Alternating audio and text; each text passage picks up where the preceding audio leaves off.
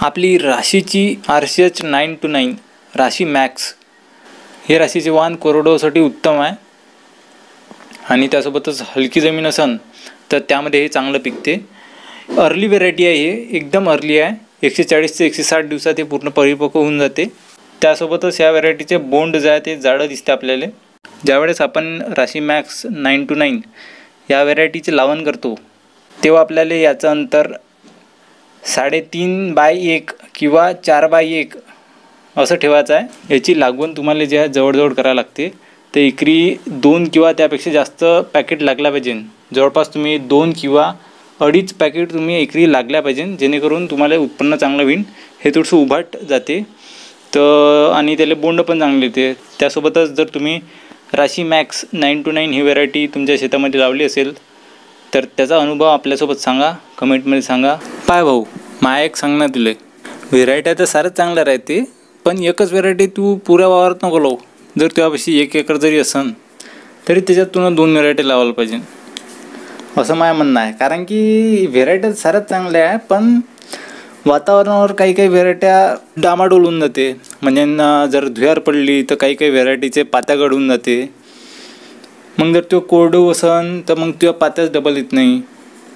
म्हणजे पात्यात नंतर आला तर काय फायदा तुझ्या, तो बोंडच नाही बनत ना. आणि जर का तुझ्यापाशी ओलीत जरी असन तरी तुझ्या जरी पात्या आल्या, नवीन पात्या आल्या, पण ते लेटवाला जे राहते ना पात्या बोंड ते तेवढे वजनी नाही राहत. सुरुवातीचा माल जो आहे तो आपला वजनी राहते. म्हणून सुरुवातीचे बोंड कॅप्चर करणाऱ्या व्हेरायट्या घ्या. तर कोणत्या व्हेरायटीच्या पात्या गळते हे तर डायरेक्ट आपण सांगू नाही शकत, कोणाची बदनामी आपण करू नाही शकत. तर तुम्ही कमेंटमध्ये सांगा, जर तुम्ही नाही एखादी व्हेरायटी लावली असेल, हे जर व्हेरायटी तुम्ही तुमच्या शेतामध्ये लावली असेल तर तुम्ही सांगा का तुमच्या जमिनीमध्ये कशी राहिली आणि वातावरण जर धुयारी किंवा असं पात्यागड होते का ते सांगू. थोडंसं म्हणजे बाकीच्या एली माहीत पडते का पात्यागड होते का नाही होत, आणि बाकी उत्पादन कसं आहे आणि वर तर जास्त वाढते पराठी का नाही वाढत, शेंडे खोडा लागते का नाही खोडा लागत. कारण की कोणत्या व्हेरायट्या बम वाढून जाते आणि त्याचे जर बोंड बी चांगले येते तिला. मग तुम्ही म्हणाल का उत्पन्नही चांगले येते, पण त्याच्यात काय होते, शेंड्यावर जर जास्त बोंड राहिले ते पुढं पडून जाते, झाड मुडून जाते. मुडलं का झालं त्याचं धिंगाणं, ते फायदाच नाही ना. तर तसंही कोणची व्हेरायटी असेल तेही सांग.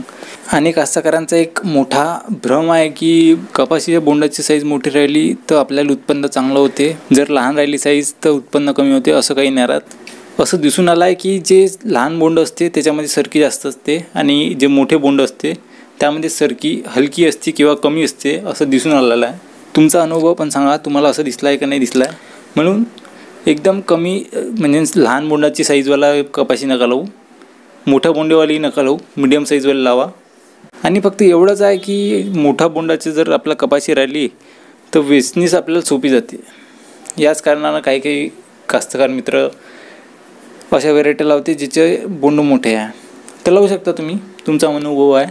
आणि तुम्ही मला कमेंटमध्ये जरूर सांगा की तुमचा अनुभव, त्याच्याचमुळं व्हेरायटी कशी आहे ते ॲक्च्युअल कळू शकाल. कारण की जास्तीत जास्त कास्तकारांना वेगळा अनुभव येतो, वेगळ्या जमिनी असतात लोकांच्या आणि वेगळा अनुभव येतो. त्यामुळे मी जास्तीत जास्त फोर्स करत आहे तुम्हाला की तुम्ही सांगा की तुमचं शेत कुठे आहे, कोणची व्हेरायटी तुम्ही लावली आहे, बेडवर लावली का पूर्ण प्लेन जमिनीवर लावली ते सांगा, पातीगड झाली का नाही झाली, शेंडे तुम्ही खोडले होते का नाही खोडले होते, आणि खोडले होते तर किती हाईटवर खोडले होते, आणि तुमची व्हेरायटी अशी कोंडमडून पडली की नाही पडली.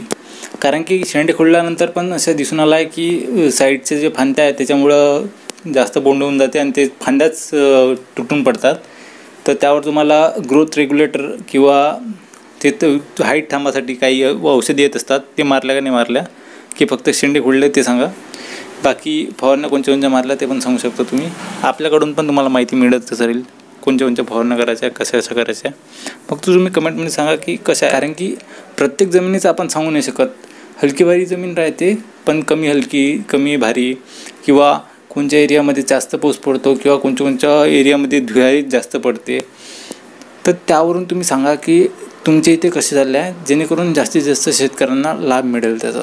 त्यासोबतच ही व्हेरायटी तुम्ही लावणार आहे यावर्षी की नाही ते पण सांगा. त्यासोबतच तुम्हाला कोणत्या व्हेरायटीची माहिती पाहिजे ते तुम्ही मला कमेंटमध्ये सांगा. आणि त्याची लागवड कशी करायची, ते कोणत्या जमिनीला चालते ते आपण पूर्ण सांगूच. जसं आता राशी मॅक्स आहे, हे तुम्ही कोरडवाहूमध्ये लावू शकता. त्यासोबत हलकी जमीन पाहिजे आणि जवळजवळ लावण करायची आणि हे लवकर अर्ली येणार वाहन आहे, तर त्याच्यावर बोंडअळी वगैरे काहीच नाही जाणार.